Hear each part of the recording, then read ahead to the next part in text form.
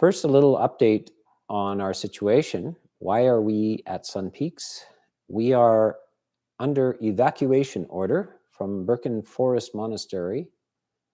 The White Lake fire is nearby, and we are in the evacuation zone.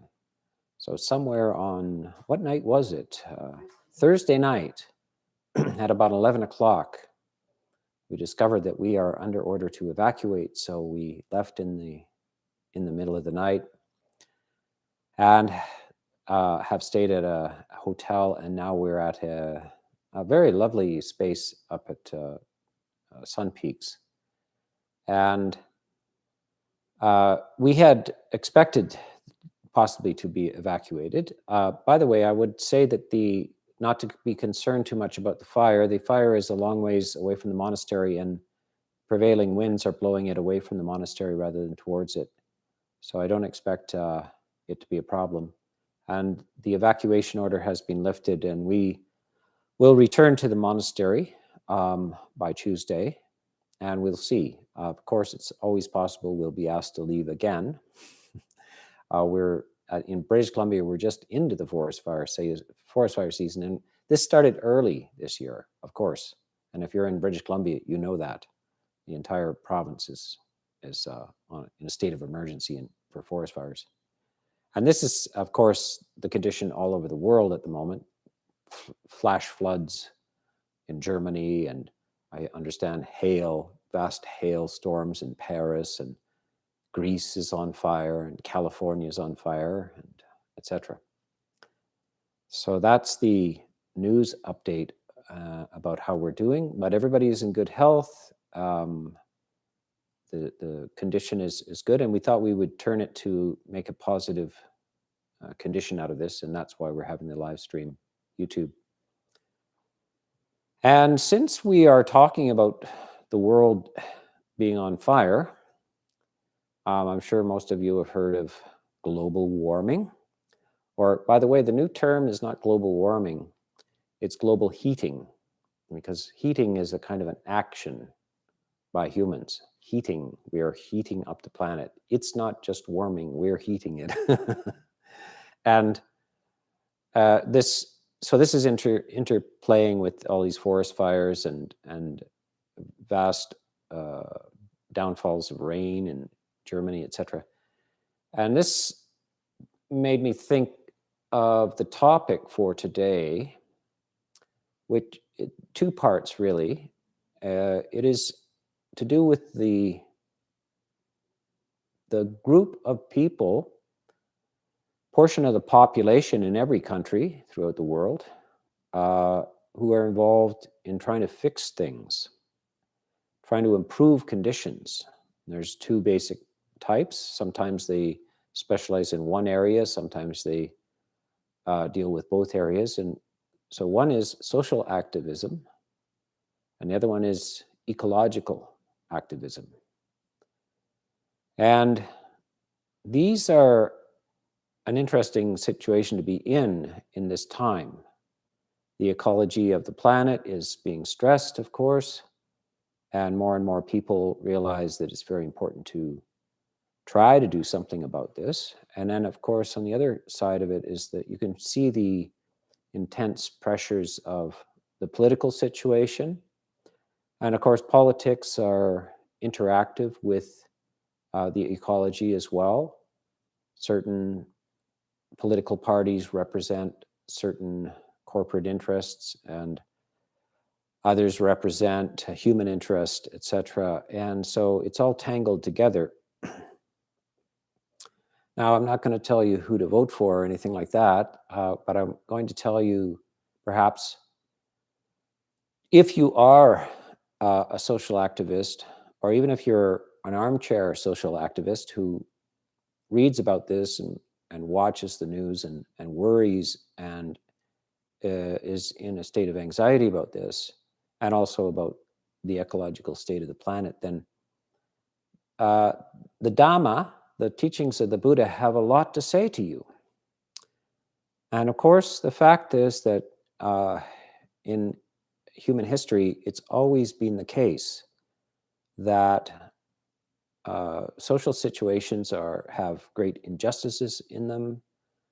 Some people need help. Sometimes some people are being persecuted. Sometimes the environment has always been at risk. Even in primitive societies, it's very easy to overfish or overhunt or cut down too many trees and cause a collapse of the local environment. So this has been always with us. And the mind of the activist and the person who's interested in social justice and everything, the mind and the emotions of them are often stressed. And one feels that one needs to do something about these things, and one cannot not do anything about it. And this is a drive. And the language which is in those circles is usually kind of a justified outrage. It's a kind of a justified anger and resentment. And that is almost always held with one. And the conversations one has with one's own group is fueled often by anger and resentment, sometimes by anxiety. And it's felt that you should be, that somehow you should be angry about this. You should be outraged by these things. And the Buddha has a different message. And this is quite often misunderstood, this message. He says you should not be functioning on and driven by anger and outrage, even in the case of injustices, even in the case of social inequities and ecological disasters that are created by humans for the wrong motivations. Even in those cases, outrage, anger is not the right motivation to deal with this. And this is the valuable thing that the Buddha can contribute to this. So I want to say, first of all, that the Buddha, in some sense, is an activist. You may think of the Buddha as purely a meditator, a contemplative monk. But the Buddha, in fact, was very active after his enlightenment. And this very idea of enlightenment means that you emotionally are enlightened. And what happens is that the emotions of anger and ill will, sense of anxiety, and also emotions such as depression and so forth are gone from the emotional structure. One, after that, for the rest of their lives, are unconditionally in a state of buoyancy and lightness and profound goodwill for all living beings, all beings, even including nature, such as trees and the insects and all of these beings. One is in a state of appreciation that they also want to live and that they contribute in some way. And so that doesn't mean that you now don't care about anything or that you don't do anything. It means that you do things and you care about things with the fuel of goodwill and compassion. And when things go bad, when things go off the rails, you remain centered and balanced. And that is your contribution to your fellow beings around you and also to yourself. So these emotions, which fueled and motivated the Buddha's activism. So the Buddha spent 45 years after his enlightenment walking around northern India under great, somewhat deprived conditions. The only way to move is by foot. You have to walk. Monks, by the way, were to refuse to ride on animals and refuse to ride in animal-drawn carts as well, and not ever to be pulled along by humans as well either.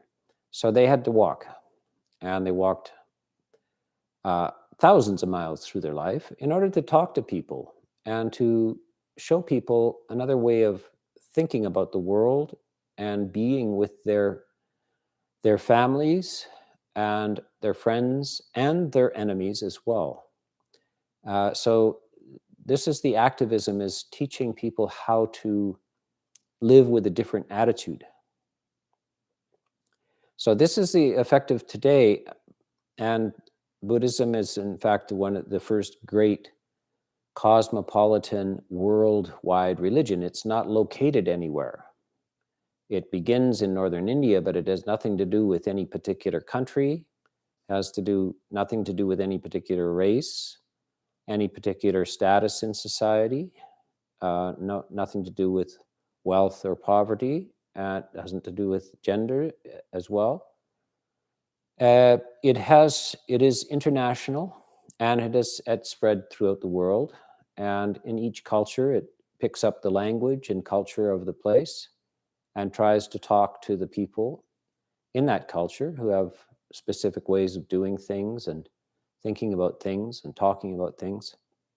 So this is the nature of Buddhism, and it is intrinsically, it's just enmeshed with a positive attitude towards other life forms.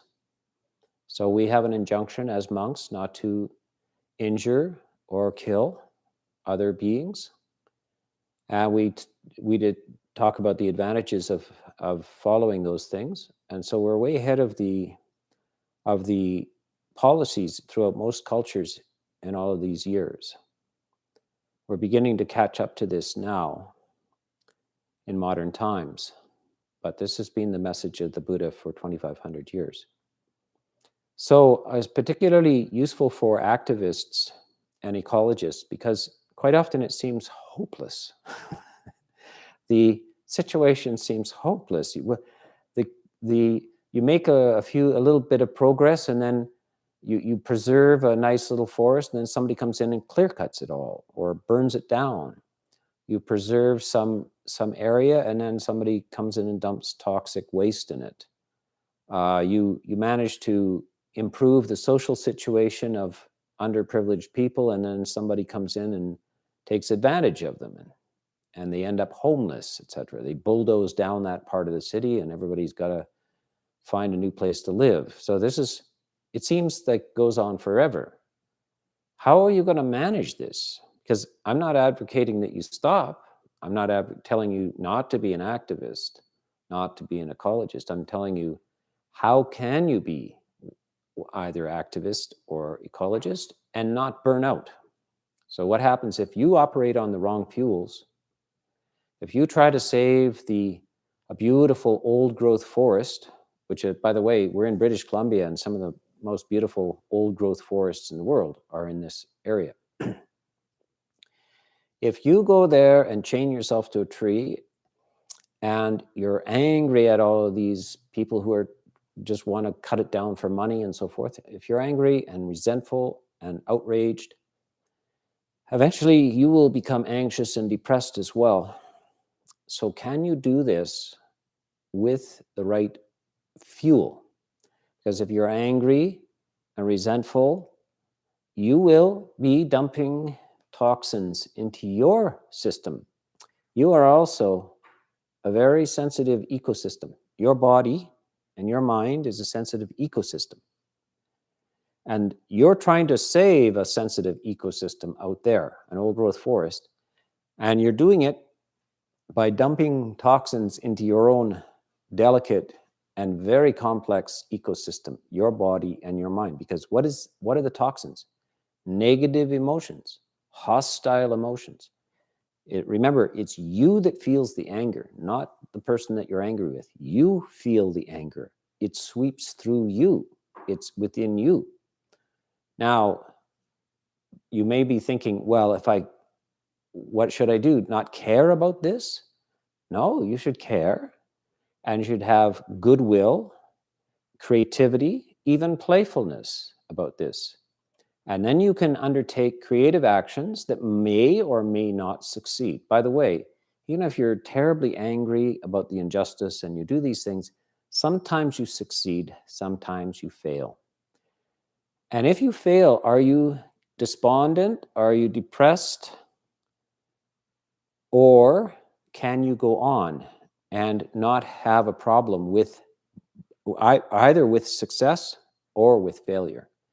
Can you not let them take a toll on you? When you succeed, it doesn't mean that you are inflated. And when you fail, it doesn't mean you're deflated. You are even and full of positive emotion and energy, and you continue on. And you get rid of the idea of success and failure. Success or failure, it does not matter. You just do it. And that attitude will change how you experience life. You will proceed through life without ever burning out and without ever becoming hostile. And these are root causes for depression as well. And also the root causes of communicating unskillful attitudes and behaviors to others.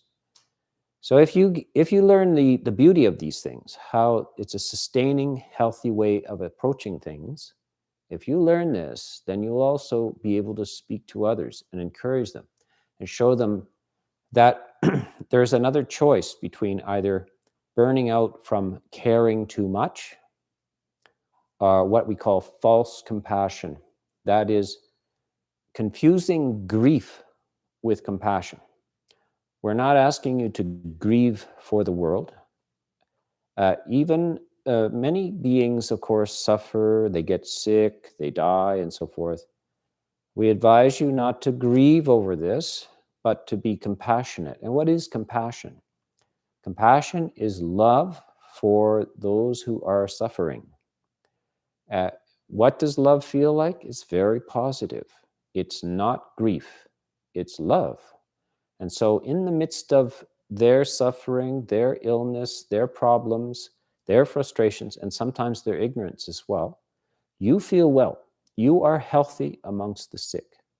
This is the nature. We do not want a doctor to get sick with his patients. We want the doctor to stay healthy. Otherwise, the doctor won't be of any use to the patients. So if you're going to go amongst those who are not well and to offer them something positive, and sometimes there's nothing we can do for them in terms of medicine, but we can always do something for them in terms of loving kindness and positive emotion. So if we want to offer this, we have to stay well ourselves. We have to stay immersed and grounded in love and compassion. And this is one of the most misunderstood emotions in the West. We particularly misunderstand this. I guess we don't teach it in school either. Compassion is not grief, not sorrow. It's love for those who are suffering. And we can also have it for ourselves. Sometimes we suffer. Sometimes we suffer physically. Sometimes we have deprivation. Sometimes we're cast out. But what should we have? Grief and sorrow for ourselves? No. You should not feel sorry for yourself. You should feel loving kindness for yourself. And that will give you the most positive thoughts and strategies for fixing the situation.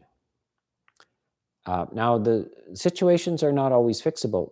So, there's no certainty that the ecological situation will be fixed. There's no certainty that social situations will be fixed. Sometimes they degenerate into wars and things like this. Even in the midst of that, you can be healthy. You can be well. You can maintain the large view of things. So tomorrow, we are going on the chairlift. And we're going on the chairlift not to ski. No. We're going on the chairlift to see the wildflowers. And the wildflowers at the highest elevation are very small.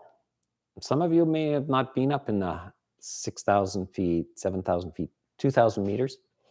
Up there, the wildflowers, everything is very small because the oxygen is limited and the temperatures are cool, but very beautiful. So that is the flower that grows at the high altitude, is this serene experience of balanced equanimity. Also, from the top of the mountain, you can see the big picture. So when we go up there, we'll look down. We see in the distance, perhaps tiny cars driving down the highway. If you're in the tiny car, maybe you're very impatient with the person ahead of you. Road rage and so forth. But if you're on the top of the mountain looking at these tiny cars, it all seems far in the distance. There is no. You wonder what's all this tangle of emotion about? It's tiny little playthings, right? When you're in the car, it seems in your face. This is how to think about this quality of equanimity in the midst of this sometimes success, sometimes failure, sometimes peace, sometimes war. Sometimes we succeed and make in a beautiful environment. Sometimes it all is poisoned or clear cut. We always have the option of staying at the high elevation and looking at the big picture of life, and remembering that big picture. That helps us in the midst of this process of being active in the world, doing your part for those who are close to you and possibly those who are unknown to you, even strangers to you. You need this understanding of how to keep the big picture of things, and this will stabilize you. And at the same time, you need the warmth of heart to be able to be warmly motivated by this, and to be always energized, and creative thought come to you through this positive emotion. The best ideas come out of this goodwill. So I like to spend a little time offering some opportunities for questions as well. If anybody has any questions about this topic or something related to it, perhaps meditation and so forth. Yeah. Okay. Ajahn, this first question is from Luke McKay. He says, "Hello, Ajahn. Can you please offer some advice on how to be able to sit with painful feelings and not run away to unwholesome distractions all the time?" Well, Luke, this is a very common experience in meditation. Now, when you say painful feelings, there's two kinds. There's painful bodily feelings, because you're holding your body in a unmoving posture. Sometimes your knees hurt, your shoulder hurts, your back hurts sometimes. How do you not run away? But there's another type of feeling, of course, uncomfortable emotions. And this is often the most common situation. What the painful experience is your own mind undistracted. So obviously, meditation, the point of meditation is actually to face yourself and experience your mind without distraction and not run away from it. It doesn't mean that we indulge in painful experiences. It does not mean that there's some benefit from just experiencing painful emotions without any distraction. We're actually trying to free ourselves from these painful emotions. So meditation actually becomes a very pleasant experience if you skillfully do it. And this is done by understanding what are negative emotions, or what is the cause of negative emotions, how to prevent those negative emotions from arising, and if they arise, how to remove them. And then we have to understand, well, what are positive emotions? And how do we bring those into existence? And if they are in existence, how do we sustain them and deepen them and enrich them? And so we have to sit down sometimes and face the discomfort of this. But in every skill in life, there is this stage. Even if you go jogging, the first time you go jogging is a very tiring experience. But as you do it more, you learn the techniques, you get in better shape. If you learn to play an instrument, at first it's not very, you don't get music right away. And there's a tedious bit of business of practicing and playing scales until your fingers know where to go, and eventually the music appears. It's not always a painful experience. We don't want it to be always a painful experience. But we do have to have enough discipline to initiate the practice every day. And if we run away, we will not benefit. So this is what we have to tell ourselves. Yes, when you get distracted, you run away. You get a little relief, a temporary relief, but then you have to face your untrained mind somewhere in the day, and maybe all the rest of the day. So this is kind of the work that must be done, the training of your own mind and the training of your emotions so that you have positive inner experience is the work that must be done. In fact, we could call it the real work. You know, we go to work, we have livelihoods and so forth. That's not the real work. That just keeps you going, that puts bread on the table, builds houses for you. It's not the real work. The real work is the inner work, and the inner work is towards something beautiful. It's a beautiful refinement of emotion. And if you don't do it, even if you make a lot of money, if you build a big house, you will be left with an uncomfortable experience in life. But if you address the inner life and you learn about it and nurture it, then you'll have a beautiful experience, and you'll be very, very glad that you did it. But you need good teachers, you need good direction. It's very easy to get misdirected on these things, do futile exercises and so forth. So you should ask yourself, am I moving along? Am I getting positive direction and encouragement towards these positive emotions? Is this meditation that I'm doing, is it towards positive things or not? So I hope that touches on that. Luke? Our next question is from Gavin. Dear Ajahn Sona, does patient forbearance as the ultimate austerity mean just accepting your boredom and dullness until it passes? Patient endurance is not the ultimate austerity. It's the ultimate perfection of character. And remember that patience is not kind of this ability to endure pain. It's the removal of impatience. So impatience is the problem. Patience is never a problem. But what is patience? It's not just gritting your teeth and holding on. Patience is relaxing. You don't have a problem. So this is why it's the best answer to many, many situations.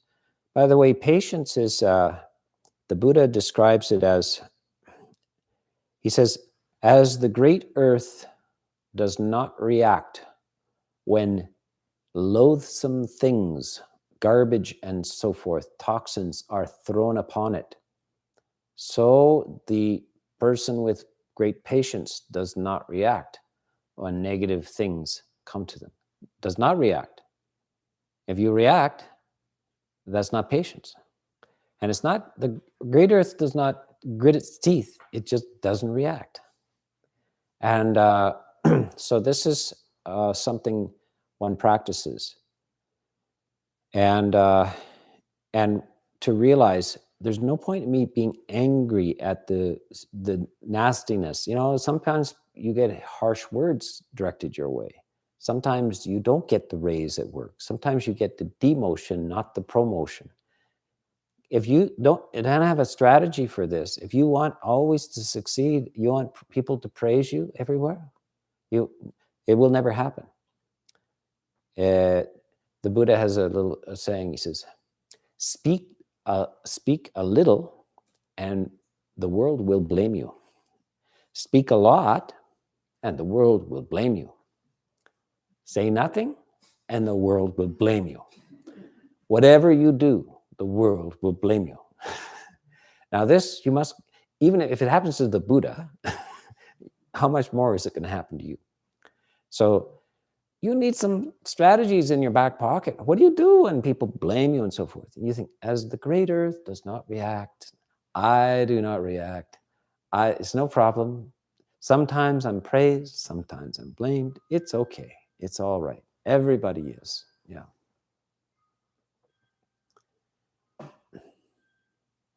Our next question is from Nadine. One of your older talks, one older talk of yours is called "Drop the Sense of Separation." Can you say in brief what it means to drop the sense of separation? Well, this is one of the great modern problems. One feels lonely. One feels alien.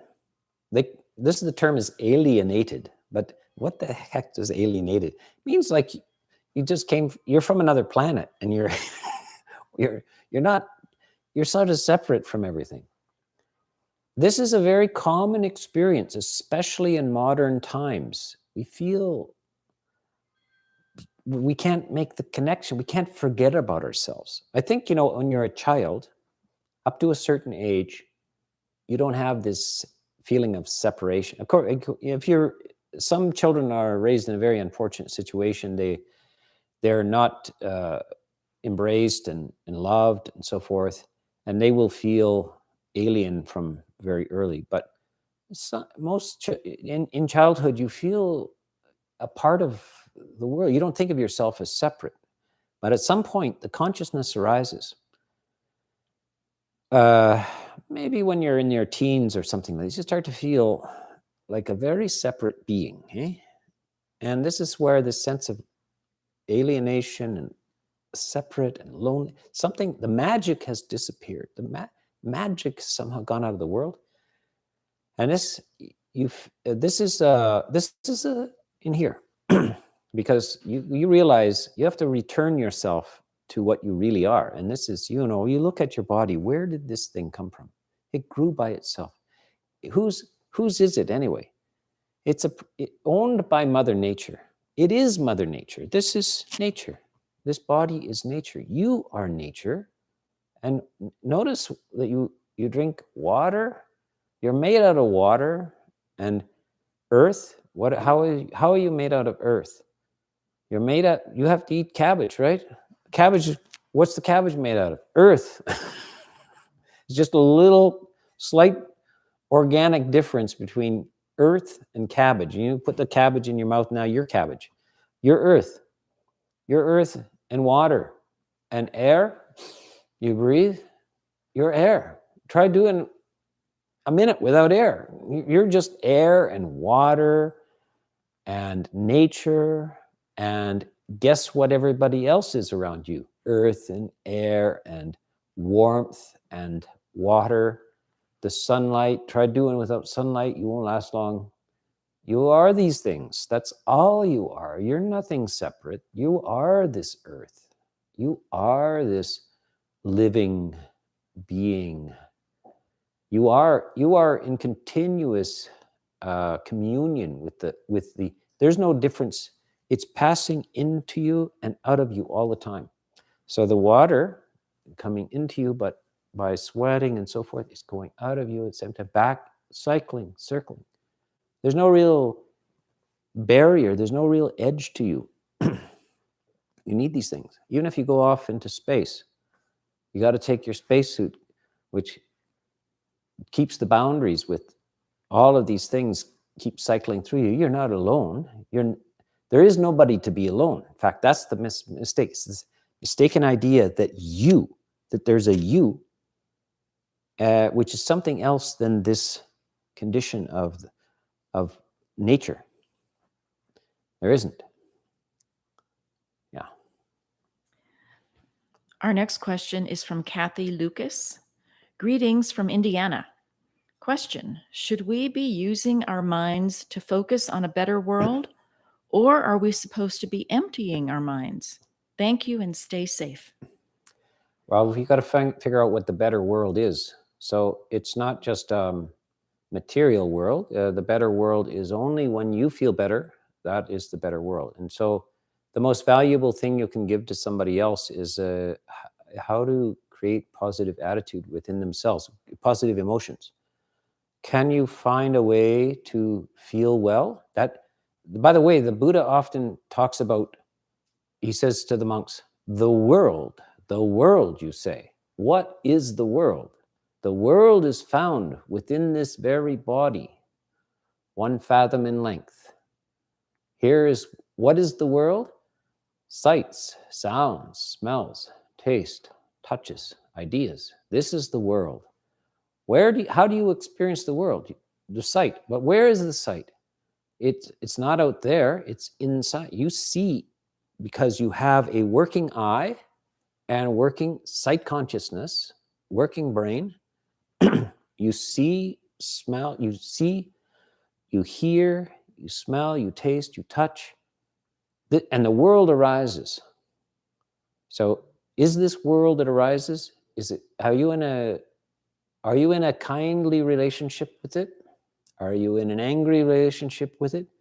Does it disappoint you? Or are you full of positive emotions within it? And here's how you can test. You might see behind me some trees through the window. And sometimes when we feel very barren and desolate, we sometimes go to nature to get, please nature, heal me, heal me. When you do this, the trees run away. But if you become full of loving kindness and relaxed, and you go out there, then the trees want to come and sit in your lap, and they will stroke your head, right? Now, the same with a cat. When you want the cat doesn't want you. When you don't care about the cat comes to you and purrs in your lap. So then you make the world come to you by by fulfilling yourself, by being at ease, full of ease. And then the world comes to you, and you improve the world. So you know what a good world is, because if you don't have the right emotional context, you won't know what a good world is. This happens many times. We try to go out and fix the world. But if we try to go out there without wisdom, no matter how active we are, if we got the wrong idea about fixing the world, we may screw up the world instead of fixing it. So we have to know what is a good world, what is a good way of being in the world, and then we can go out to share that with others. Yeah. This question is from Sarah Marie. What practices can we utilize to stay healthy among the sick? Well, the first thing is to learn, and this is very unnatural in some ways. We have to understand. Okay, so the emergency room doctor. When you come into the emergency, you've just been in a car accident. When the doctor comes over to see you and you're all banged up, do you want them to cry? You don't want them to cry. You don't want them to be all sad. You want them to fix you. So how do you demonstrate your compassion and love? By skills. So how do you manifest your compassion? By learning skills, by being a skilled person. That is your compassion. It's no good if you just cry for me. I don't want you to cry. I'm already in enough pain. Please don't cry. So I want nurses in the hospital to be cheerful people who are healthy. I don't want them, I'm sick. I don't want them sick. I want them healthy. I want to hear their laughter. And actually, when I have been in the hospital, one of the things I do notice about the nurses, usually they are pretty healthy and happy. And that's the best thing. I want to hear them laugh. I'm all right. I got enough misery. I want them to be, I want them to tell me the straight truth, and I don't want them weeping. I want them laughing. And so you have to be a joyful, compassionate person who's not grieving, but has some skills that you can share with others. Some skills, even if you cook a good hamburger, you got skills. Very compassionate. Thank you very much. I don't want you just being sad because I'm hungry. I want you to be able to make a hamburger and give it to me. Yes, that's the thing. So I want you to do something that shares, and not be grieving, etc. So you abolish these negative emotions, even when the situation is dire, very bad. It's not the right time to be sad and grieving. No. Those things should be set aside. You go ahead with a good heart and a joyful heart. Yeah. This question is from Super Close. How do you deal with the physical pain of stress and anxiety? I'm on the spectrum and have reached a bottom with my ability to deal with anxiety. Well, it's not, the physical pain is not the problem here, is it? It's the anxiety. So you won't have to deal with the physical pain if you don't have the anxiety. And by the way, physical pain is one type of feeling, and it can occur even in a person who's well and happy. The Buddha himself had a painful back in later life. And he said the pain only ceases really when I'm in deep concentration. But you really can do something about the anxiety and the heaviness and so forth. Unfortunately, we can't just get rid of our bodies. So we have to first of all acknowledge the body. You can't hope to get through life without pain, but don't let that depress you or be worried or anxious about that at all. So this is possible to separate these two. And it's very important that you put the body in its place. See, this thing is not me. It's made by Mother Nature. It's a very complex thing. Sometimes it goes wrong. I refuse to be saddened or be anxious about this. I refuse to be saddened or anxious about anything.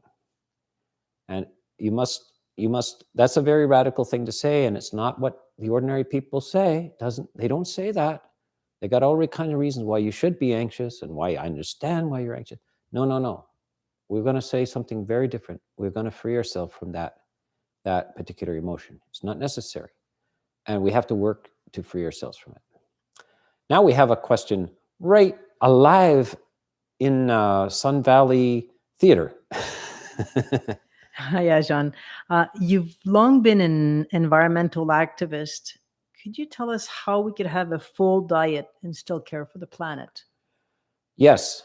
Well, diet is important in two ways. One, you can become preoccupied with diet, and you can be negligent about your diet. So if you only eat for taste, just the first thing that comes to mind, and you eat the wrong thing all day long, you will suffer. It's a wrong attitude. But if you got all kinds of funny ideas about food and so forth, you also can suffer a lot. You find out that the body has a fair range of capacity with food. Now, monks have to be. When you become a monk, you are also dependent. So monks cannot cook for themselves, and they cannot store food for themselves. They actually have to receive their food every single day of their life from a layperson, and it is given to them.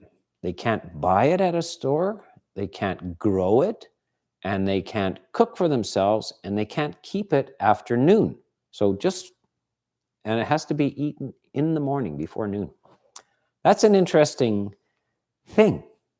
So you lose control of your diet.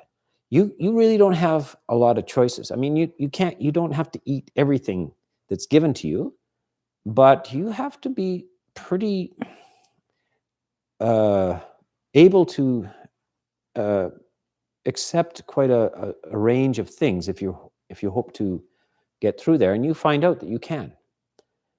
And so I think the healthy attitude is obviously not to just live moment to moment for the next ketchup and vinegar potato chip, but or have a wacky diet of only fruit juice for the rest of your life or something like this. No. There are ethical considerations with food as well. One thing is a little saying, one who eats alone eats not well. What does that mean? It means that you also should share food. the Buddha says, what is the worst illness? What is the worst illness? And you think of all the illnesses there are, leprosy and stuff. You think, leprosy or what? No. Hunger is the worst illness. Why? Because we know the cure. Yeah, food. Share. There's plenty of food. It just needs to be shared. And so that is the cure for the worst illness, generosity. So monks, in fact, are forbidden to take care of, be independent in food, because their job is to encourage generosity. And lots of people enjoy. You see all the people with dogs and cats up here. Throughout the world, what's your favorite thing is to feed the dog. You try to keep people from feeding your dog. The first thing you want is, would you like this? Would you like this? Oh, I think you'd like that. The next favorite thing is kids. You want to feed them cookies. You want to feed them this. How would you like that? What's your favorite thing? And then so we're excited about this, and this is a very important part of human interaction. Is food is one of the central things that we can share, to eat makes somebody else feel good. So you should always be a good guest with a good appetite. There's nothing better than a good guest that eats a lot, and enjoys. You want them to enjoy. That's a beautiful thing. That's the exchange of love, because it's the thing we must have. We don't last without food. So we're giving love back and forth through food again and again and again. So to ignore that dimension is to be out of touch with reality. One of the main functions of food is the exchange of, I care about you, I know what it's like to be hungry, and all beings, by the way, when the little green men from whatever land here, they will eat. There's not a being in this universe that doesn't eat. It's not possible to exist without some form of food. And that is the exchange of energy, right? Continuous. So we're all connected through this. Food is an amazing thing. Now, of course, we have choices about it, and we have ethical decisions about food as well. And these are something to be reflected on and given wise advice about as well. But to remember also that this is a human connection. Food is a human connection, and different cultures eat in different ways, and different people have different histories with this. And you have to be considerate about this. So the monk is always grateful. It may not be his favorite, but he's always grateful.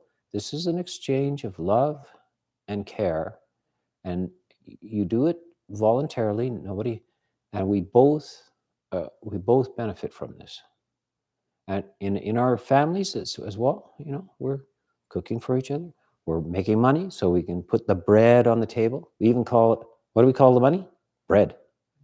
Your bread. Yeah. Yeah.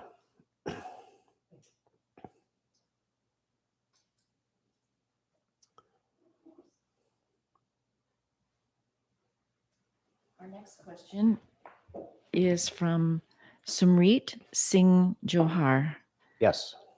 Ajahn Sona, how to not get affected when we are in a toxic situation, or dealing with bullies, or taking care of sick loved ones, as those things affect our emotions and mind? Yes. Well, usually I think the best thing is to have stories of, saintly people and very wise characters who have been in these situations. The Buddha himself was, there are many suttas where the Buddha is not admired, but insulted. Somebody comes to them and insults him. So how does he deal with this? He's not always praised. People want, his own cousin tried to kill him. But how does he deal with this? You look at his responses to this. This is no problem. People do these things because they're ignorant. They don't know any better. They're at a lower level, So when a dog barks at you, you think, well, it's a dog, like that's what they do. A dog barked at me today. He was with right out that window there. So he's with some lady in the condo who's got her dog. There's lots of dogs up here, and he's on a leash. You step out from the bush, and the dog sees me all of a sudden, and he's very protective. So he's, and she's very embarrassed about that. I said, no problem. That's what he's taking care of you, of course. I don't take him seriously, and I don't take humans seriously that are aggressive like this, because why? They're just responding out of their level of ignorance. It's no problem. Of course, if you have somebody in your family, a relative, close relative, them all their life, and they have mental issues or something like this, because they were badly treated themselves, their whole history. Oh, they say things, they do things. And when you go take them to the party, with people who haven't met them before, and they act out, you say, yeah, it's all right. He's okay. He's just had a little hard life, and so forth. You understand this because you know their history. So actually, if you knew the history of your enemies, you would not have any resentment. If you really knew the history of your enemy, you would forgive them. So you need stories. Here's a story. This is from a monk tradition, very old story from a monk tradition, but not the Buddhist tradition. This is the Christian tradition. So this is a young monk, a young fellow who wants to be a missionary monk. And he goes, there's a guru monk, a Christian monk in the desert. And he goes out there to ask him to train him. So he says, oh, you want to be a missionary? Okay. So I'll tell you what, you come out here once a week and I'll train you. So he goes out there, and by the way, bring $5. So he goes out there, and this monk just sits there and insults him for half an hour. And he says, $5. Have to pay $5. Next week, same thing. 2 years, every week. He's nothing but insults, and then he has to pay him $5 for the insults. Says, okay, you're ready. Goes off, and he goes to the hardest city, Athens. Athens is a philosophical tradition. The Greeks are philosophers. And he's a Christian, which is not particularly philosophical. And he's walking toward the gates of Athens, and there's a philosopher sitting at the gate, looking at the various people, and he sees him coming. He sees him a long ways away, and he insults him. He says, hey, goofy, where'd you get those boots? And the monk laughs and says, thank you very much. And the philosopher says, what are you thanking me for? He says, well, when I trained with my teacher, he insulted me all the time, but I had to pay him. You do it for free. So this is great. I don't even have to pay for the insults. You need stories like that to help you. You need, next time somebody does this to you, you say, thank you very much. And I don't even have to pay you. Yeah. This question is from Arhu.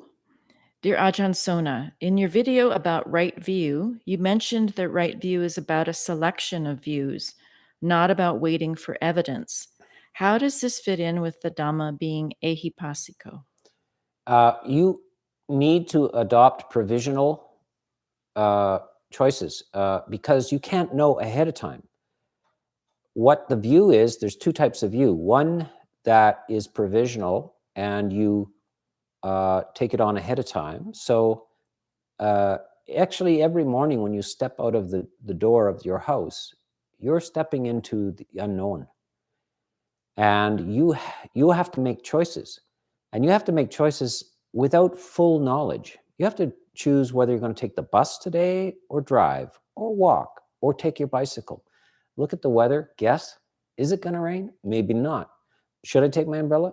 I'll leave it to home. Maybe I'll take it. You're making all these choices without full knowledge all the time. But you have a provisional right view, which is that, you have to take care of yourself. You don't recklessly drive your bicycle into traffic. You have to be mindful.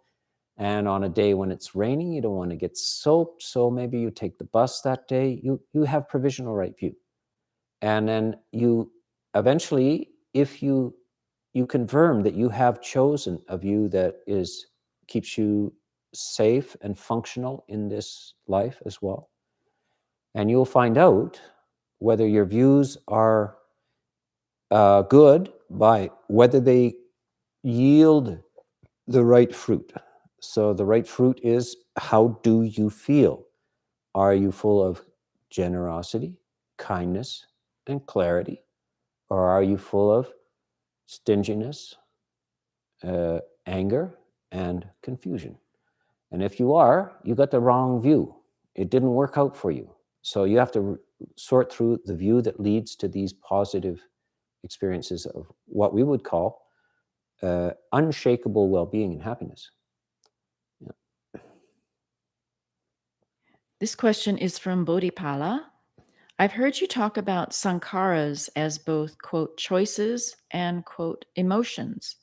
How should I understand sankaras as each or both of these things? Yeah, a lot of people feel that they're helplessly captive to their emotions and that the emotions just rise out of nowhere, but they don't. There is choice involved, and you have to exercise choice again and again about how you feel about things, not just accept, well, that's just how I feel. That's just how I feel. I can't help it. It's just the way I feel. It may be the way you feel, but you feel that way because of choices in the past. You have made choices. You have made choices about how you should feel. You have made reactive choices. So you can condition how you're going to feel in the future by making different choices. So you determine, say, I'm going to make a choice about this. And we just had an example where you learned some stories about how to react in criticism and abuse or insults and so forth. You have this story and you just laugh. Here it is. I'm getting it for free. So that changes everything. Now you have made a new decision and you're responding differently, and you will respond differently. The more, whatever you do, you tend to do again. So this is how you recondition yourself. So choices and the emotions that follow and the tendency to have those emotions again and again are intimately linked. You cannot separate decisions, choices, and the emotional structure. You cannot ultimately untie them. And you must realize you are making choices about how you feel all the time. This question is from Banana Comedy. Aha. How does one uphold... Is it serious? I think it is. Okay. How does one uphold the 5 precepts when a large majority of friends repeatedly break them, such as drinking and smoking? Well, you learn a sutta which is, others shall kill, I shall not. Others shall lie, I shall not. Others shall steal, I shall not. Others will take intoxicants, I shall not. And now, so that's how it works. When others do and will do that kind of thing, you shall not. And in fact, when you do this, though, you will find that you change who you're going to spend a lot of time with as well. And that's part of it. You will see you will make choices about your associates, who you associate, who you choose to spend time with. Yes. This next question somewhat relates to the last one you answered. It's from M. I have told my school friends that I am a homosexual, and now I don't have any friends left. I found this video in the wonderful world of the internet. And so I think that's all. yeah, okay. That's think there's a couple other questions just asking, I think, if Buddhism accepts homosexuals and how this person should react. Yes, yes. Buddhism is a totally different. Uh, we're in the West. We're either Judeo-Christian or post-Christian culture, and sexuality and all this kind of stuff is prescribed by the religious structures and has been right up to the present. And it's only in my lifetime that homosexuals, gays and so forth, were not criminal anymore, and new attitudes. But this has never been the case in the Buddhist world. The Buddhist world has never had a problem with people on the spectrum of genders either. The reason why is we have a view of rebirth, reincarnation. And by the way, everybody, no matter how macho you are or how feminine you are, it's very possible you have been the other gender in a previous life. You have been a woman, you have been a man, you have been somewhere in between, and you could be again. And so you will cycle through, and you may not do every life as male or female. You may change back and forth or somewhere in between. So this is the big view of Buddhism. They've never been curious. People have these mixtures of, you're born male, but you feel like you're female. This has never been a puzzle from Buddhists. You say, well, you probably were coming from a previous life, you were a woman. Now you're in a man's body, and if you feel like you're a woman in a man's body, that's a strange thing. Not a strange thing at all. You were. It's very easygoing, very understanding. So it's never had this. So welcome to Buddhism. Yeah. This question is from Grebesman. Ajahn Sona, can you elaborate on people creating stories about their lives?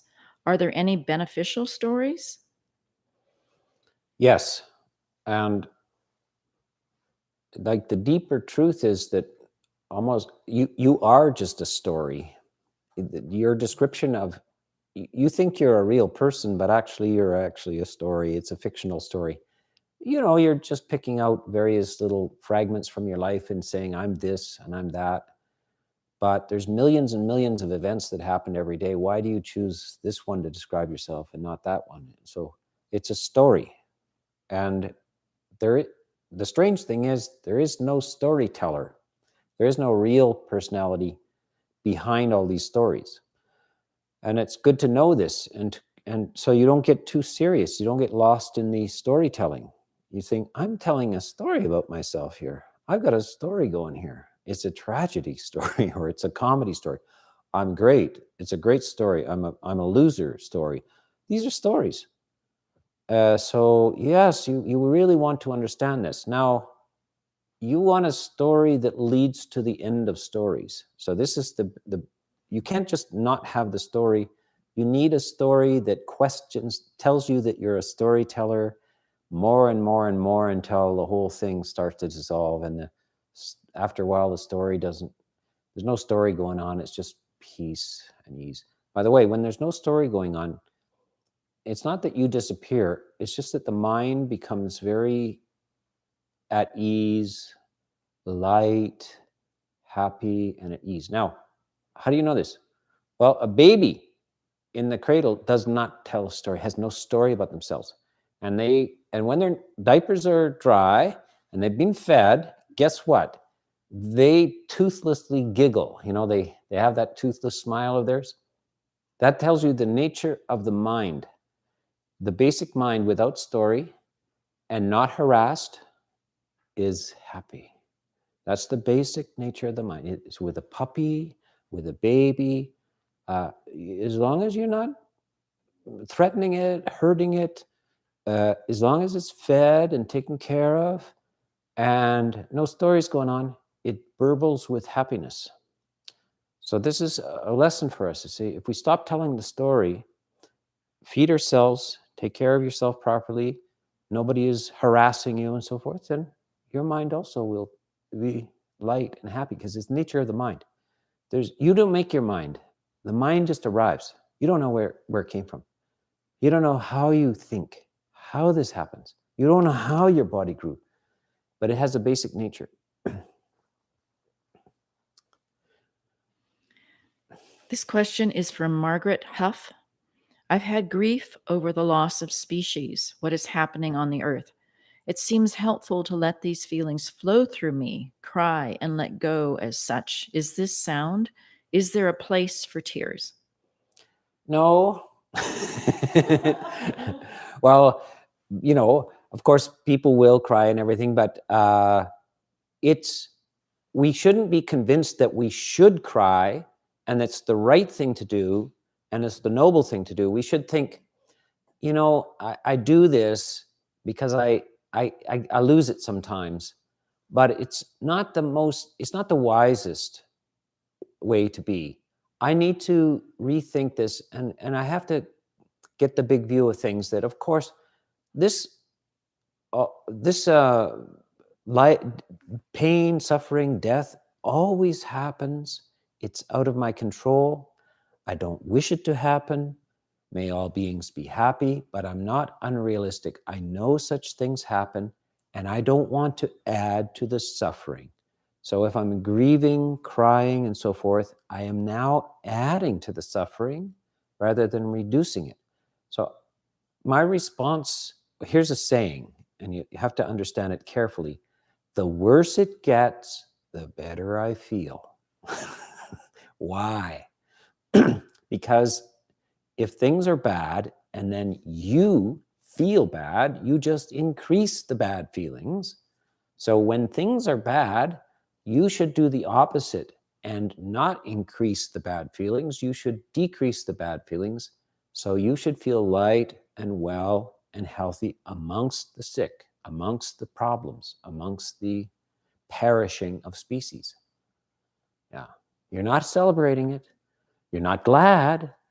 You're realizing there's no point in adding to it.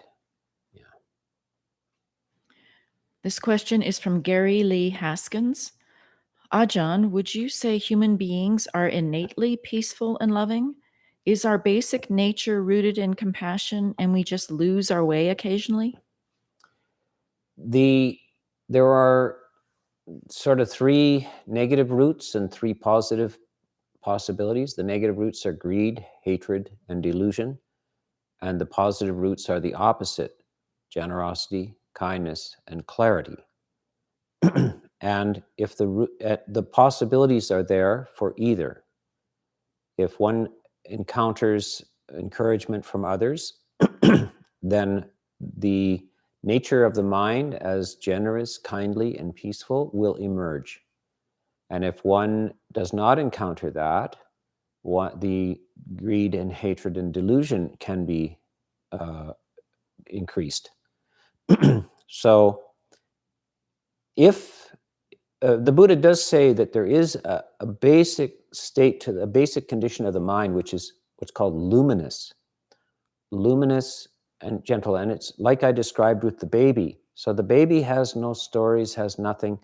And as long as they're well fed and kept dry and warm, and maybe the mother is around, and then the basic nature of the mind comes up, the baby feels happy, luminous. And so that is a possibility within humans. And these are called roots. So it is possible, it is the sort of the basic nature of the mind to have this capacity. It doesn't mean that it has it, it means that it's potential there. Yeah. This question is from Jonathan Lapshinoff. Ajahn, in your talk on Buddhist versus Western psychology, you say we in Buddhism, we don't deal with childhood as such. But couldn't it be said that childhood issues are present kamma? Yes, of course.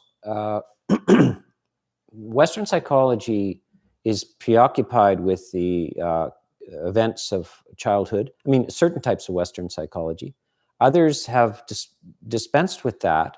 That's Freud and so forth said everything happens before you're 3, and there's no escape from it, and you're all shaped by that. Later on, other psychologists said, no, there's other things happening later on. Buddhism says that, if you think that it's all because of past causes in your childhood, you ain't heard nothing yet, because we have a theory that this is not your first life. You have, how many lives have you had trouble in?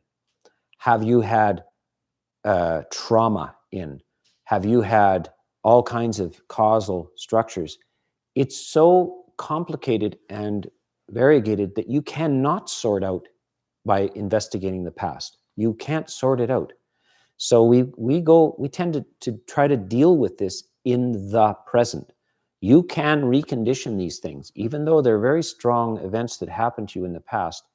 The only choice you have is to deal with it in the present, and not by an endless investigation of your early life or your past lives at all. It is by changing your experience, changing your decision-making process in the present. That's how you recondition yourself. Yeah. This question is from Dave Stokes. Hello, Ajahn. What is the purpose of monasticism? Thank you. The purpose of monasticism is to lead this meditative, contemplative life, and hopefully to aspire to what's called enlightenment, which is a emotional high virtuosity, emotional virtuosity. So the positive emotions is like a concert pianist can play a very difficult piece by Franz Liszt. Yes. And that is you need a lot of skills to do that. And so the monk is kind of like going to music school and practicing a lot. And by the way, so you know this saying about don't quit your day job? I tell you, I was a musician and I quit my day job so I could spend all my time doing music. And it's very difficult to really do music well and keep your day job. This is why monasticism is. We are like musicians. We have to practice a lot, the monks. And so we quit our day job. You, lay people, you also have to do the music, make the music, but you have a day job as well. So we are monastics because it's what? Easier. It's easier. It's easier to quit your day job and just do nothing but do meditation and contemplation. And that's what monasticism is for. The Buddha designs it because it's easier to accomplish this very deep goal of human well-being and happiness. Yeah. And so I thank you all for the questions, and it's been a nice experience. I hope that the internet gods have made this thing work properly and so forth, and has streamed well. And we look forward to doing this in the future. I would just add on a little bit that we have a new high-speed satellite system at the monastery, which we just got, and then we had to evacuate. And we hope in the future, in the near future, to do more live streaming, question and answer and Dhamma talks, because we finally have something that's reasonable and has decent sound and decent images to put up. So stay tuned in the future for more of these kind of question and answer and Dhamma talks.